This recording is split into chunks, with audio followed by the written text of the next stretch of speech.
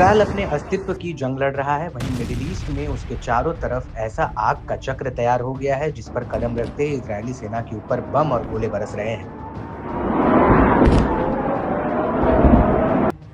जी हाँ, पहले तो इजरायल ने हिजबुल्ला की कमर तोड़ने के लिए पूरे लेबनान में pager device, walkie talkie, laptop और सोलर पैनल में ब्लास्ट कराकर हिजबुल्ला को दो टूक कह दिया कि वो उत्तरी बॉर्डर से वापस लौट जाए। लेकिन हिजबुल्ला प्रमुख हसन नसरल्लाह ने डंके की चोट पर कह दिया है कि वो उत्तरी बॉर्डर पर सेटलर्स को वापस नहीं आने देंगे।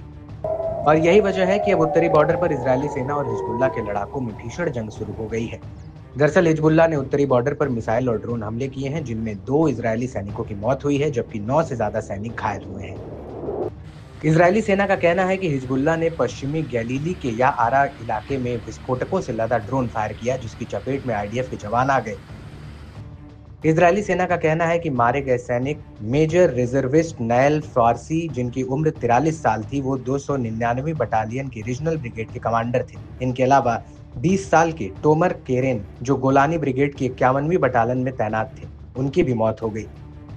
फारसी की मौत याआरा में ड्रोन हमले में हुई, जबकि केरेन की मौत रामीम रिज इलाके में हिजबुल्ला की 2 एंटी टैंक मिसाइल के गिरने से हुई। इनके साथ 8 जवान भी घायल हुए।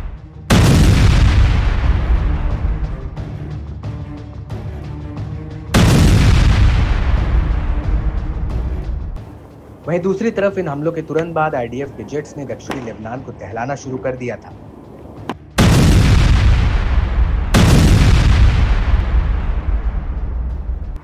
इजरायली सेना के मुताबिक उसने लेबनान पर 19 सितंबर 2024 की रात को गाजा युद्ध के बाद अभी तक का सबसे बड़ा हमला किया।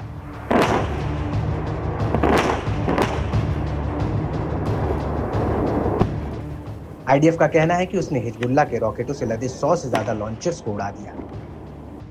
आईडीएफ के मुताबिक हिजबुल्ला इन लॉन्चर से इजरायल पर हमला करने की तैयारी में था। आईडीएफ का ये भी कहना है कि उसने इस हमले में हिजबुल्ला की कई बिल्डिंगों और हथियार डिपो को मिट्टी में मिला दिया। आईडीएफ के मुताबिक हिजबुल्ला पर इस तरह के हमले आगे भी होते रहेंगे। और इस सब के बीच इजरायल के रक्षा मंत्री योव गैलेंट ने हिजबुल्ला से सीधे युद्ध का इशारा दे दिया है। गैलेंट ने कहा कि वो हर हाल में उत्तरी बॉर्डर पर सेटलर्स को वापस उनके घरों में पहुंचा कर रहेंगे। אנו מקיימים בימים האחרונים סדרה של דיונים חשובים. זהו שלב חדש במלחמה, יש בו הזדמנויות, אך יש בו גם סיכונים כבדי משקל.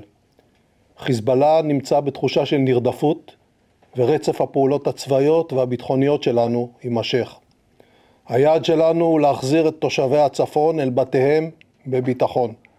ככל שחולף הזמן, חיזבאללה ישלם מחיר הולך וגובר. במקביל, נמשיך ונקיים את המאמץ להשיב את החטופים אל בתיהם ולמוטט את ארגון החמאס. हालांकि ऐसा नहीं है कि इजरायल को ये बात पता नहीं है कि हिजबुल्ला से सीधे भिड़ना उसके लिए कितना खतरनाक हो सकता है, लेकिन उसके बावजूद अब आईडीएफ हिजबुल्ला से लड़ने के लिए कमर कस चुकी है। और यही वजह है कि उत्तरी बॉर्डर के आसपास के सेटलमेंट्स में लोगों को बम शेल्टर में रहने के लिए कहा जा रहा है।